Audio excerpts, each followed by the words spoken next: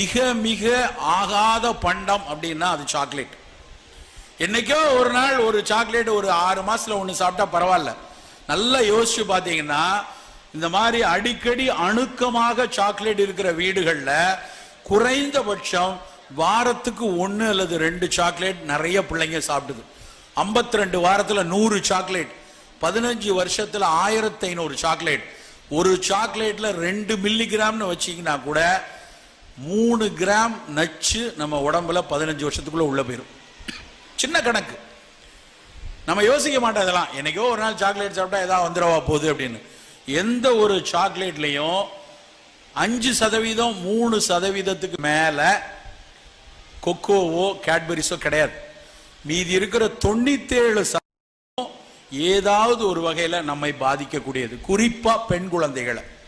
நம்ம வீட்டில் பெண் குழந்தைகள் இருந்தா முடிந்த வரைக்கும்